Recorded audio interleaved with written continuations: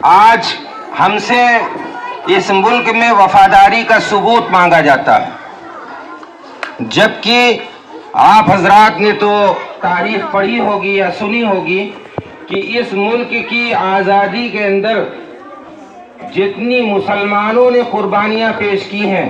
ہمارے برادران وطن نے بھی وہ قربانیاں پیش نہیں کی۔ اور اس ملک کے اندر جس وقت انگریزوں نے قبضہ کیا ہے، اس وقت آپ یاد کیجئے کہ کس کی حکومت تھی؟ مسلمانوں کی حکومت تھی۔ مسلمانوں سے یہ ملک چھینا گیا تھا۔ تو اس لیے مسلمانوں کو جس طرح اس ملک کی آزادی کی فکر تھی اور اس ملک کی آزادی کا جتنا ان کے اندر جوش تھا اور جتنا جذبہ تھا اور اس ملک کی آزادی کے لیے جدوجہد جو انہوں نے کی، وہ کسی اور نے نہیں، مسلمانوں نے کیا۔ اور مسلمانوں میں سب سے پیش علماء کرام تھے۔ چنانچہ یہ بتایا جاتا ہے کہ 32,000 علماء کرام کو پھانسی دی گئی تھی، اور یہاں سے لے کر کے لاہور تک ہر درخت پر ایک عالم کی لاش ٹنگی ہوئی تھی۔ اس طریقے سے ان کو مارا گیا تھا اور کاٹا گیا تھا۔ مولانا حسرت موہانی، مولانا ابوالکلام آزاد اور علی برادران، اس کے علاوہ مولانا جعفر تھانیسری، شیخ الہند مولانا محمود حسن دیوبندی، مولانا حسین احمد مدنی، مولانا قاسم نانوتوی، یہ سب وہ علماء کرام ہیں جنہوں نے ہمارے نوجوانوں کے اندر آزادی کا سور پھونک دیا تھا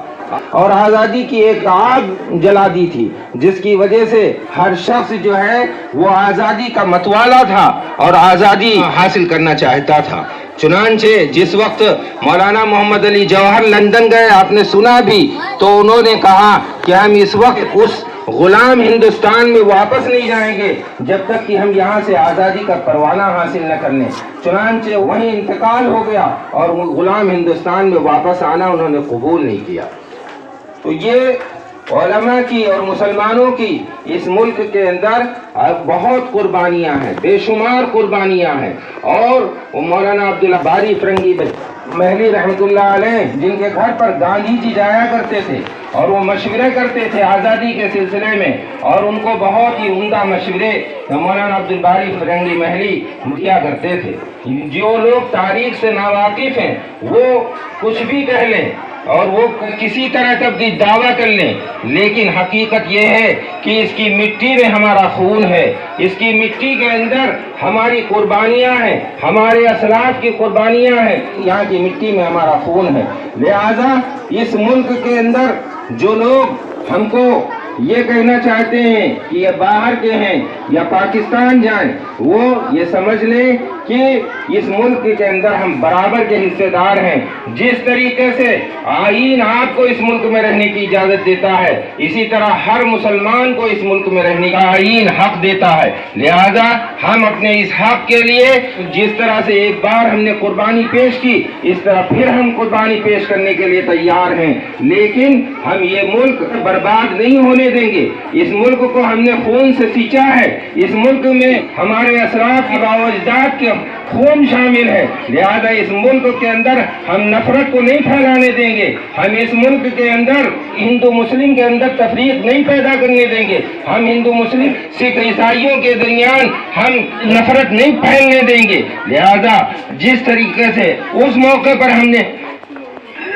آزادی کے لیے قربانی دی تھی، آج پھر آپ کو ایک بار پھر تیار ہونا پڑے گا اور اپنے برابر کے حقوق حاصل کرنے کے لیے پھر آپ کو جدوجہد کرنا ہے اور پھر آپ کو قربانی دینا ہے۔ تب یہ ملک پھر سے ایک بار آپ کی قربانیاں مانگ رہا ہے، اس لیے کہ یہ ملک لوگ چاہتے ہیں کہ اس کو نفرت میں بانٹ دیں، یہ چاہتے ہیں ہندو مسلم کے درمیان تفریق پیدا کر دیں، نفرت پیدا کر دیں، اور اس کے ذریعے سے یہ یہاں کی یہ حکومت پر قابض رہیں۔ تو آپ یہ سمجھ لیجئے، خوب اچھی طرح سے سمجھ لیجئے کہ جس طرح اس ملک پر ان کا حصہ حق ہے، اسی طرح ہم مسلمانوں کا بھی اس ملک میں برابر کا حصہ ہے، اور اس ملک کے لیے، اس کی آزادی کے لیے جتنی ہم نے قربانیاں دی ہیں، وہ برادران وطن نے بھی اس طرح کی قربانیاں نہیں پیش کی ہیں۔ اور اس ملک کو جس طریقے سے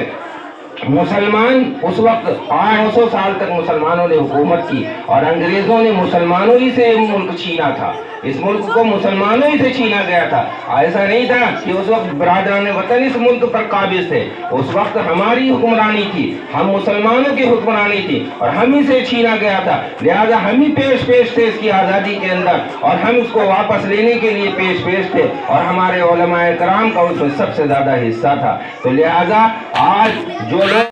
اس ملک کے اندر نفرت پھیلانا چاہتے ہیں, اس ملک کے اندر ہندو مسلم کا جھگڑا کھڑا کر کے خون کی ندیاں بہانا چاہتے ہیں, وہ یہ سن لیں, خوب غور سے سن لیں, آنکھ کھول کر سن لیں کہ اس ملک کے اندر ہم برابر کے حصے دار ہیں, کہیں جانے والے نہیں, ہم کہیں باہر سے نہیں آئے تھے, ہم اسی ملک کی مٹی میں پیدا ہوئے ہیں اور اسی ملک کی مٹی میں دفن ہوں گے. وآخر دعوانا الحمدللہ رب